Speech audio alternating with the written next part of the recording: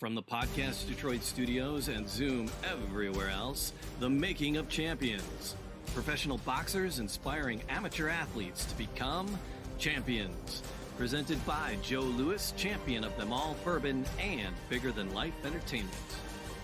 In association with USA Boxing, Golden Gloves of America, the producers of MAC Boxing, Making a Champion series, and BigFightWeekend.com. Join your hosts, Tanya Cole and Marquise Johns, with special guests from around the world of amateur and pro boxing, celebrating the legacy of Joe Louis, whose status as the first African-American national hero showed the importance of being a leader and a role model inside and outside of the ring.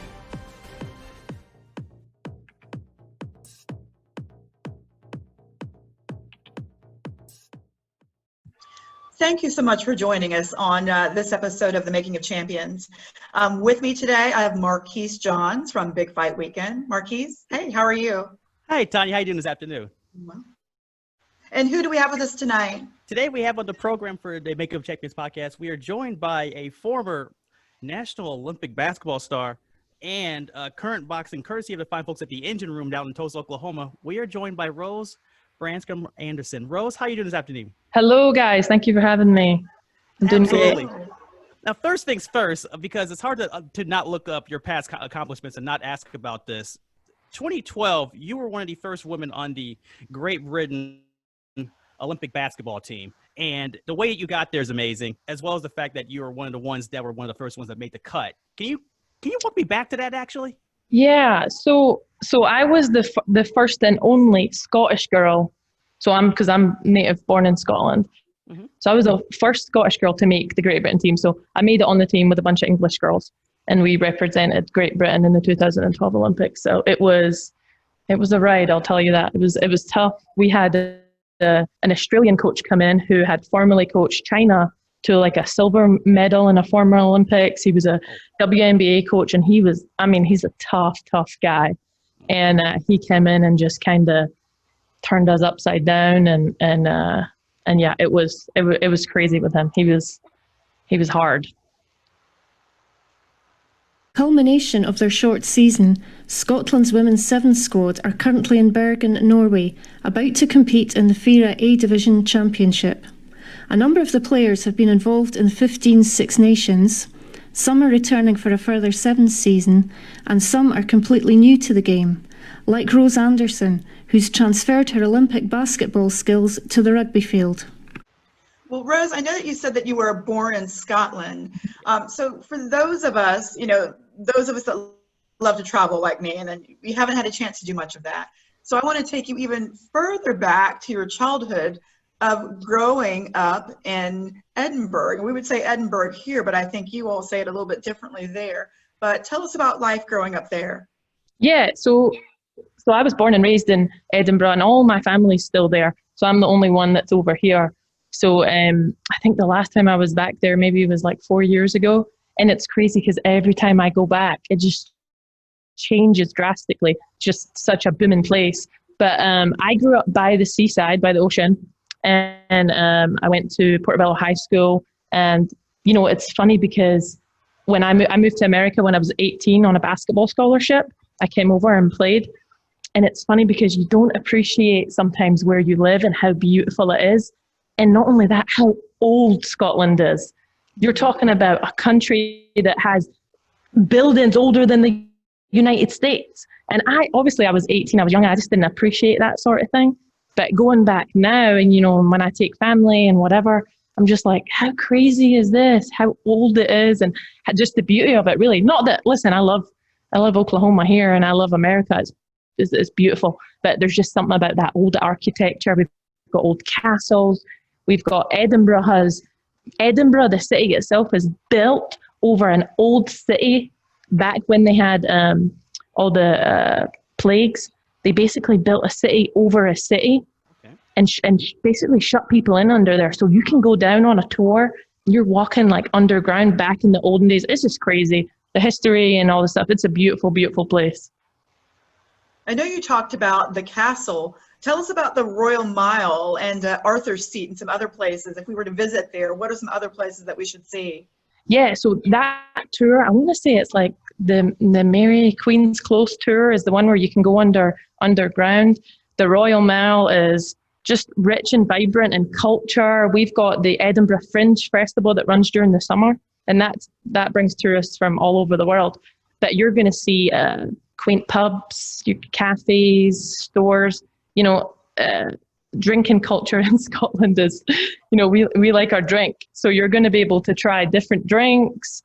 You're going to be able to see all the great shopping, and just the old architecture is just crazy. The buildings, the castle, touring the castle. It's just, it's, as an adult now and as I've matured, I can realize it's beautiful, And I've been super lucky enough that I've been able to travel the world with basketball. When we played for Great Britain, we traveled all over Europe.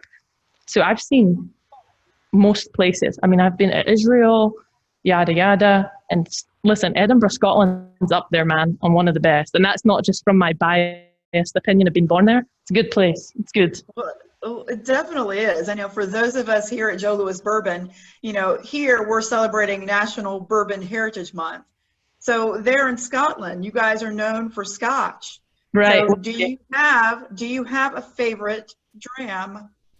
Guys, you're going to hate me, right? Listen, I went over and last time we were home, me, my sister, and my partner, we went on a tour, okay? We went on a whiskey drinking tour. And, whiskey was invented there, so we were learning all this different whiskey. Guys, I can't drink whiskey. I can't do it. I can't. I'm terrible. I'm a terrible drinker. I'm not even that into drinking. I'm just a terrible Scottish person. It's just too much for me. I can't. I'm sorry. Too much for you? It's too my much. gosh. I'm a failure. Sorry. But I tasted it. I did taste it, and they've got all these. The history of it is brilliant. You do all these great tours, and you learn about Sky and all this stuff, and I couldn't do it. Sorry. I know that you guys got at least 100 distilleries there, and like 4 different whiskey making regions. Yes. And when I was out shopping I had to pick up, of course, the Johnny Walker. Right. And I had to pick up, the Macallan. So right. I enjoy it. It's interesting that you don't. Gosh, I'll take a trip with you, and then I'll go on the whiskey tour, and I'll take care of it. I know. At least I'm a cheap date. Maybe, I don't know. I don't know how to flip this into a positive. Scottish person that doesn't drink whiskey and terrible at golf. Can't play golf either. I was wondering about that. I was like, okay, she plays basketball, she was rowing, rugby, boxing. What about golf? Yeah. All right. No. We're going to take a quick break. The Making of Champions on Joe Louis Bourbon, and Podcast Detroit continues in 1 minute.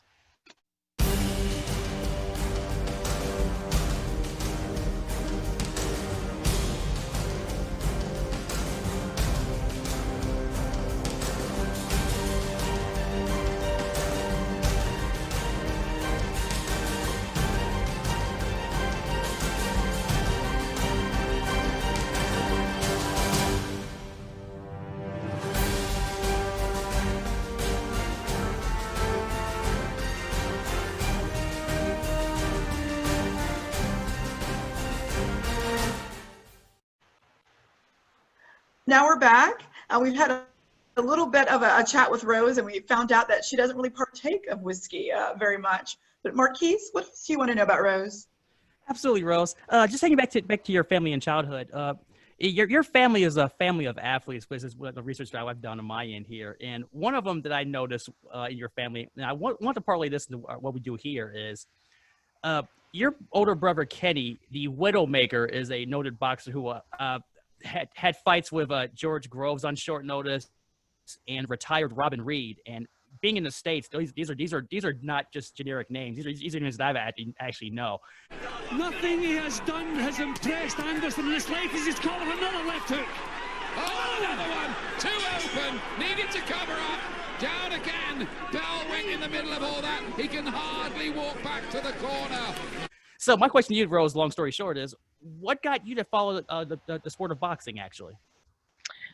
So with my brother being a boxer, I grew up going to the boxing gyms. So I was always around the sort of boxing gyms. It's a culture in our family. I'm actually from a family of travelers, gypsies, like the Gypsy King, Tyson Fury.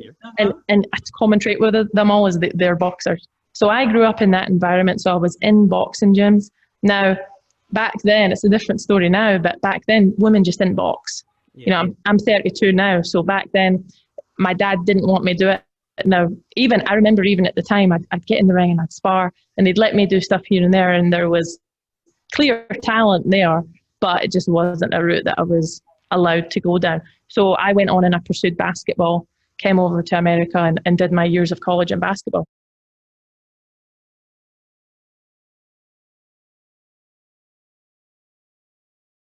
Now, when I retired from basketball, I got into the rugby and did a rugby stint. And then got back. I actually came to the boxing gym. I said, I got to get back to the gym. I've got to do something. I was gaining the pounds, had a wee boy, I'm getting fat, you know, and I'm like, I got to do something to get it off. And I think when you've been a professional athlete and you've played something like basketball, it just wasn't something that I wanted to go and get fit by playing. So I said, I'll go to the local boxing gym. I know a wee bit about it. I'll shed some pounds. I came along to the engine room here in Tulsa. And obviously I still had it from when I was a wee girl, just those fundamentals, and just, I think basketball translates so well to the movement aspect in boxing. They were like, listen, we got to get her.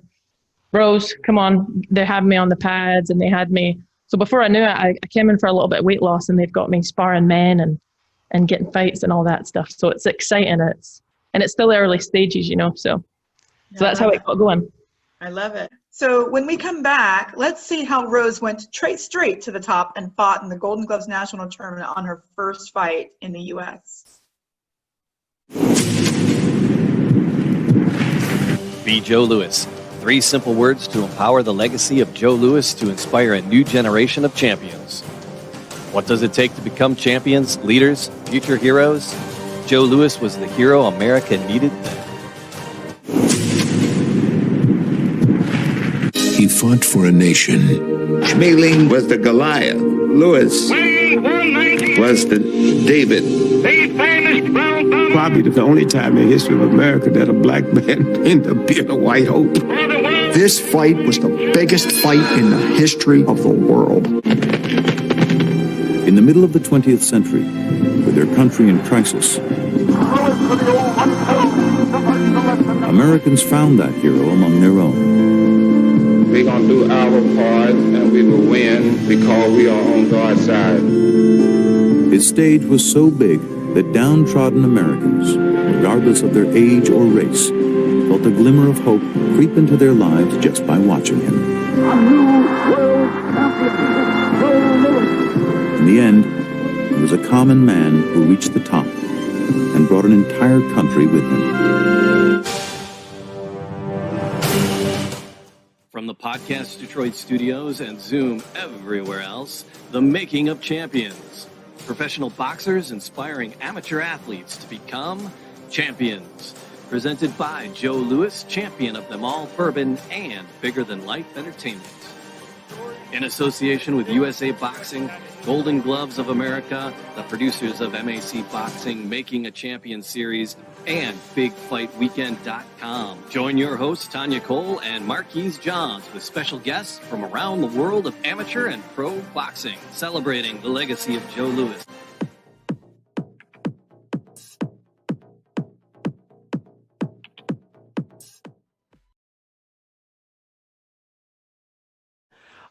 Also, I saw you're fighting any amateurs. I think you fought somewhere last year in Chattanooga, because BoxRec, as you know, with records is brutal. In fact, you have a photo of you. I mean, I'm looking at a photo of you right now. Obviously, you're a human being. So, chat me up on that right quick. How was that whole experience? I think it was like a whole women's tournament. I want to say. How was that whole thing going down? Are you talking about the Golden Gloves? Yes. Okay, listen, bro. Listen, this is crazy. This is crazy. So I'm at the gym, I'm training, and my coach is like, you're eligible for the Golden Gloves. Let's put you in. So I'm like, okay, let's do it. Bearing in mind, I've had 0 fights, right? I've never had a fight in my life. Okay. So he puts me in. There's no one in Oklahoma, Kansas, or whatever that I have to fight. So I go straight to the National Golden Gloves tournament with 0 fights. Oh, geez. So I'm around these world-class athletes, these USA boxers, at the national, and you're talking about these Northeast states and stuff, they're doing the qualifications for that for 3 weeks. Yeah. Long qualifications, tough. And I'm at the Golden Gloves with no fights, right? Crazy. So my first fight in the super heavyweight division, it was straight into the semifinals. I fought this girl from Hawaii. Bam, bam, bam. Stopped her. Should have been stopped earlier. Put her away. And I'm like, this is crazy. So I'm into the finals. And I'm just like, how can I be in the finals of the National Golden Gloves tournament, right? Yeah. But it's funny because there was a basketball player who was on the USA team that I saw. And I'm fighting this girl that's a USA boxer, right, in the finals. This big girl. She's experienced. But I'm talking to my friend who used to be a basketball player, and I'm like, listen, I hadn't had any fights before I came here. And she kind of laughed at me, right? Yeah. She was like, oh my gosh, she's an experienced boxer. So I kind of watch them and I see her go speak to the girl that I'm going to fight. And I saw her roll her eyes and I'm like, but I told her, I said, y'all don't underestimate me now. Right. So in the finals. And listen, she ends up beating me I'm in the finals of the National Golden Gloves tournament, right? Yeah. Beat my first girl, got to the finals. And I'm just like, and it's crazy because the finals was a whole lot different from the semifinals. You had that one ring that they moved. That was a bunch of rings, the semis. Yeah. You have that one ring, the lights. I was like, oh, I was nervous. So I got on there. I started out a little rough, but I knew that I shook her with my power and my strength. And I had her on her back foot with a jab. Let me tell you, listen, if I had someone tell me at the gym, they said, I thought you won it. If I had 30 more seconds, it was pure inexperience. If I had 30 more seconds, this is an experienced USA boxer. I had her on the ropes at the end, turning away from me almost. And that's a no-go. That's a no-no. So if I had the experience of a couple of fights, like if I was to go right now with her, listen, no wonder they got me on box bracket number 1 when I've had hardly any fights, because they know it when they see it. That's right. Right. It's an amazing story of how you went straight to the top and fought in the Golden Gloves in your first fight in the U.S. That's amazing. That's awesome. So we're pumped because, sadly with the coronavirus, they had to put up the Golden Gloves, but it's hosting here in Tulsa. So next year when it comes around, hopefully the corona will be gone and we'll be rolling. But next year it'll be here in Tulsa in my hometown. Let me tell you, you're talking to a future Golden Glove champion, because I caught a glimpse of that ring and that belt. It is nice, and I'm taking it. It's staying in Tulsa. Marquise, we need tickets to that. We've got to see that. Yeah, we do. Yes, we do.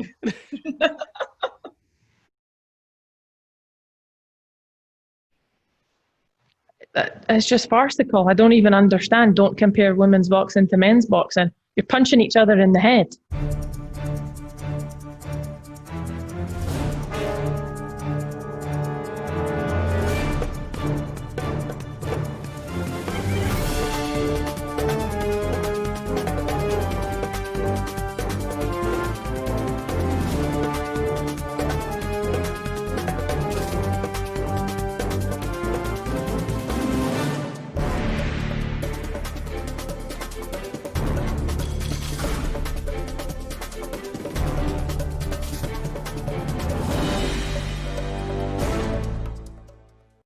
I know that when you were fighting, when you were a young lady, your father didn't want you getting punched in the face. How does he feel about that now that you're 32? I don't think any dad really wants to see their daughter getting punched in the face, but I think times have changed where, all these famous boxers really paved the way well for women boxing, and just the fact that we can do it. And I think it was just more of a culture thing as well. Travelers have quite a conservative culture where there's typical roles in what women do. Boxing wasn't one of them, even though traveling women do fight, but they do fight. But it just wasn't something that he wanted me to do. I can actually vividly remember I was sparring when I was young, and my dad came in the gym, and the trainer said to my dad, "Listen, she's got it. She's good." And I remember another guy jumping in saying, "Oh, get her into modeling or something. Don't let her box. Don't let her box." So that's just the kind of environment it was. So it just wasn't really conducive at that time. But now he's go for it. Got it. Good. And I know that Marquise mentioned your brother fighting. Wasn't your father an amateur boxer as well? My dad done some amateur boxing, and like I said, with the traveling culture, there's a lot of bare knuckle fighting. So they're always fighting and sorting out their differences that way.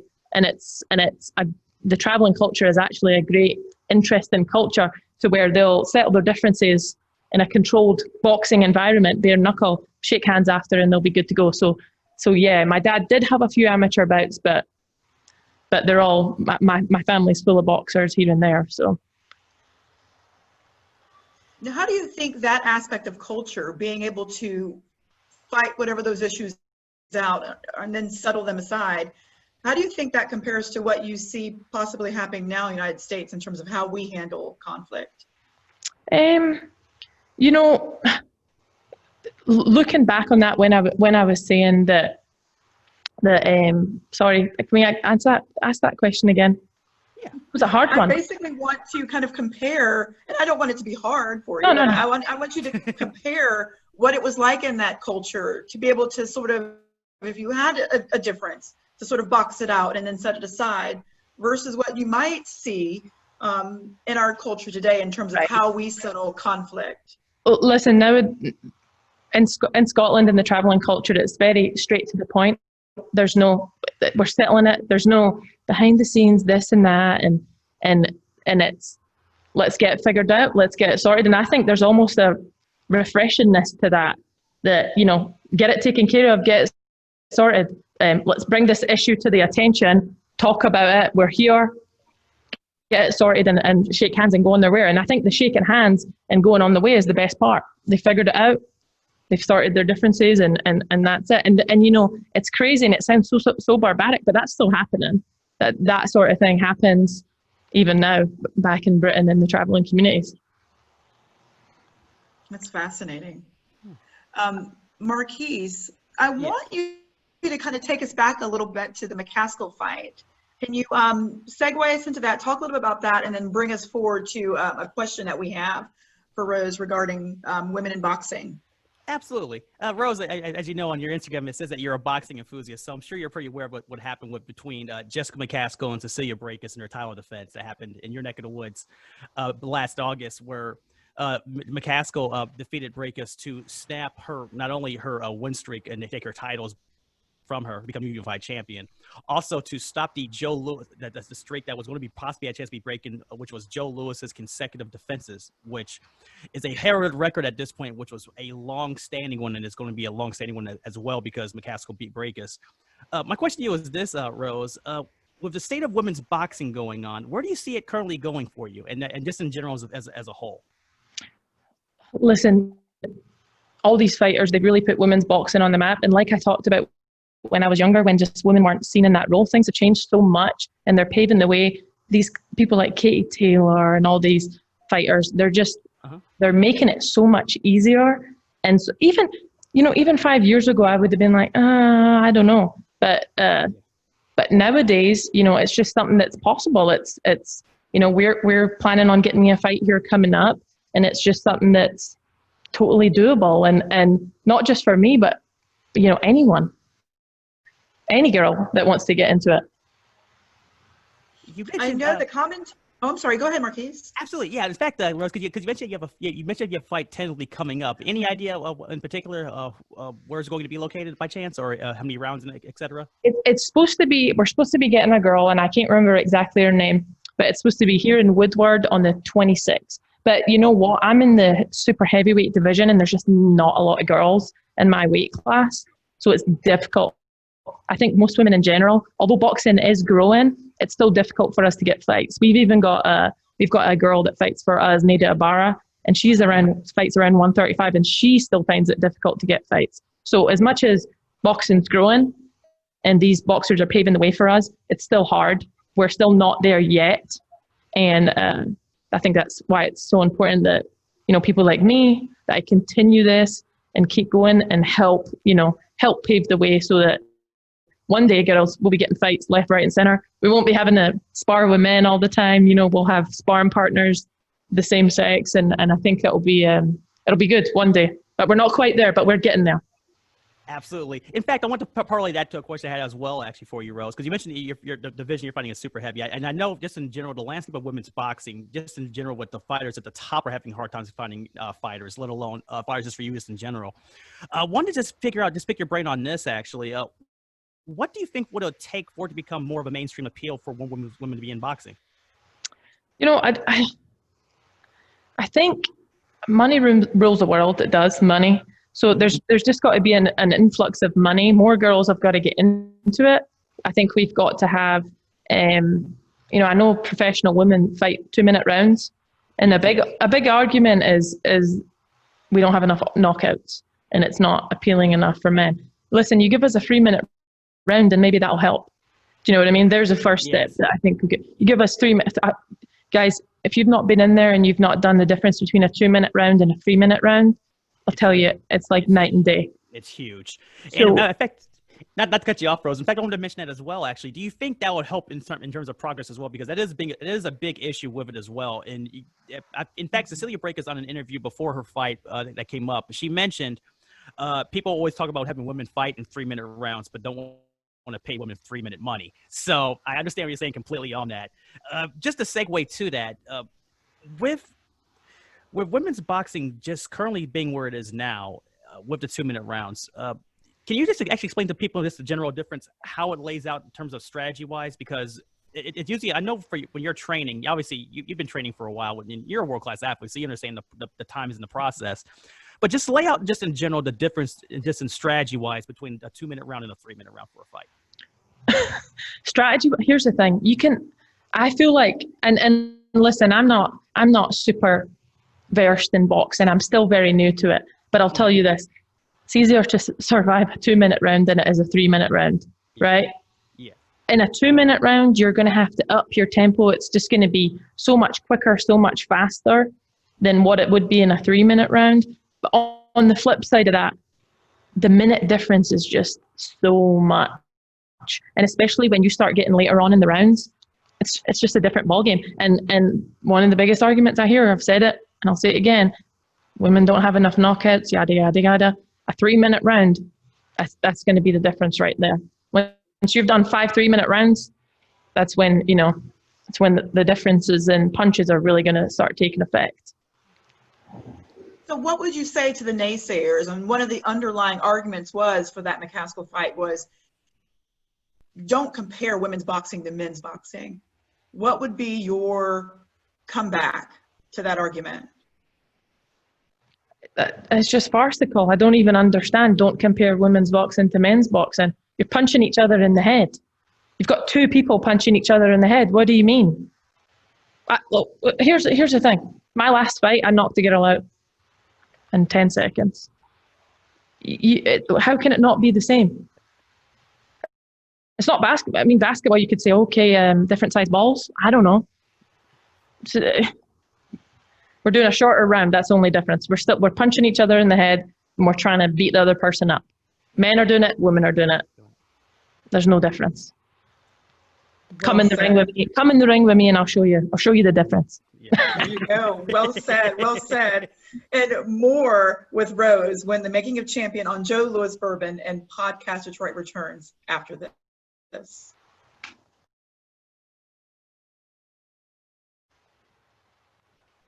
All right. So we're back.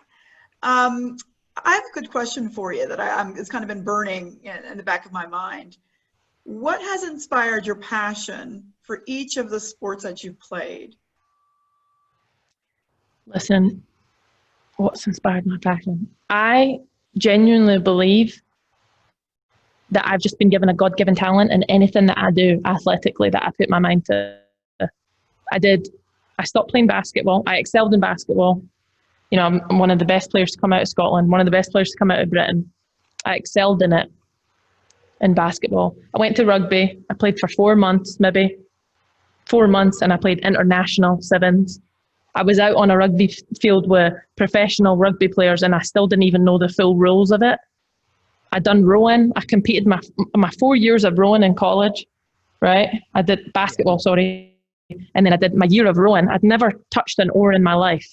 Never touched an oar. I walked up. I went on the erg and did a a 2K test, and he said, sign the dotted line, give me a scholarship. Done. Now I'm putting my hand to boxing, and I'm excelling in it, and I'm not exaggerating when I say I can be a world champion boxer. It's not, you know, I know that people are supposed to say things. You're talking to someone that has a potential to be a world champion boxer. So my belief is that it's God-given. It's got to be a God-given talent, because whatever I put my hand at athletically, now I'm not an academic high flyer. I've not got a brain in my head at times, but sports, anything I put my mind to, I excel in it. Tell us a little bit more about faith and family. So my parents, I grew up Christian.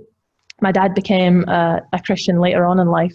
And it's weird because in Scotland, I grew up and most of my friends were atheists. It's quite an openly, although it's a Christian country, quote unquote, it's quite an atheist place. It's a really diverse place, lots of different religions.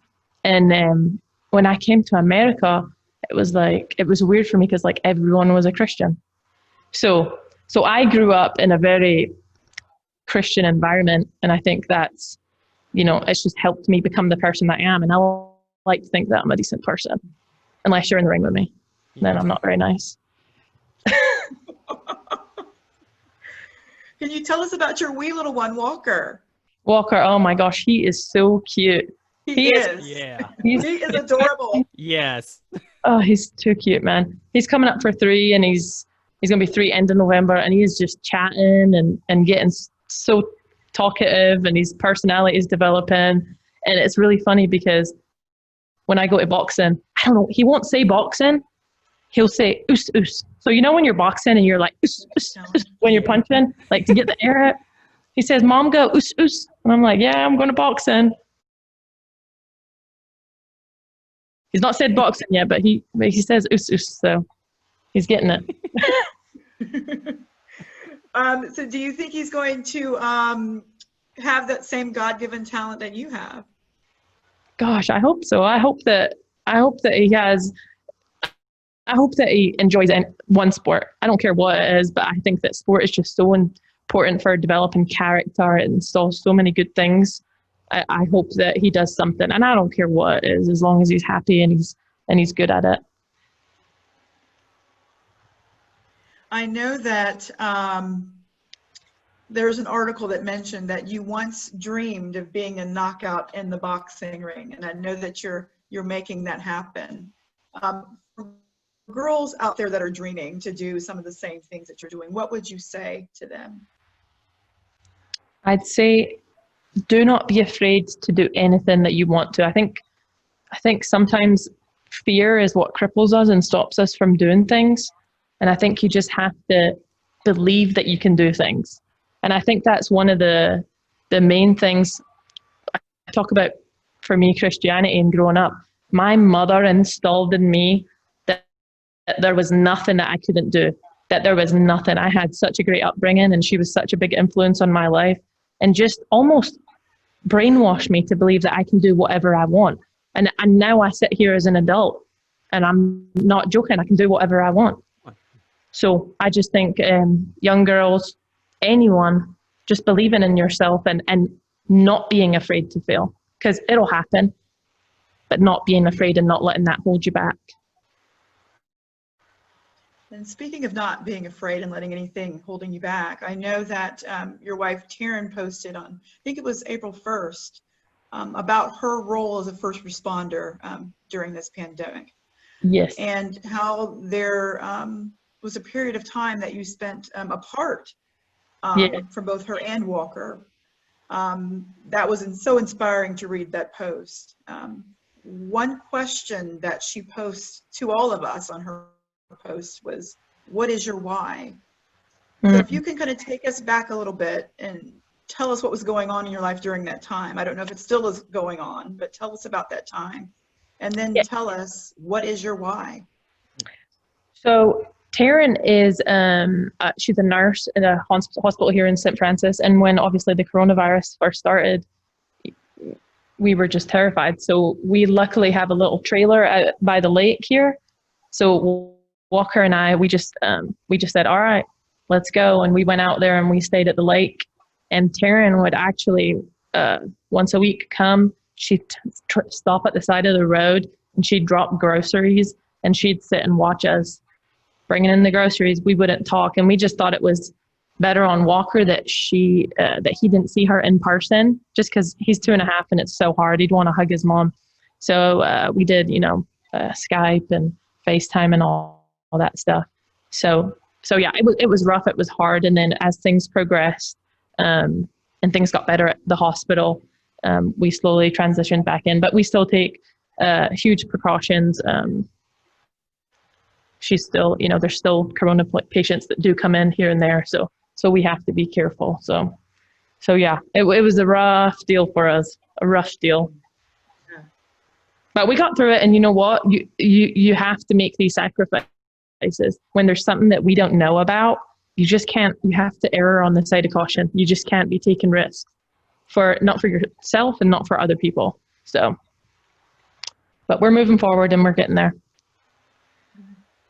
So for a woman who was the first Scot to be in the Olympics, the first alumni at your University of Central Oklahoma alma mater to be named on the Olympic squad, and then one of many firsts, what is your why? Why do you do what you do, beside it being a God-given talent? I do because it's fun. You enjoy it. I think you have to enjoy the things that you do. It has to give you fulfillment. It has to make you happy. And when things aren't making you happy, you don't want to do it. So my why is happiness, I guess, getting fulfillment from these things. And what do you think has been and what do you think has been your greatest accomplishment? With a woman that's had so many accomplishments, what has been your greatest?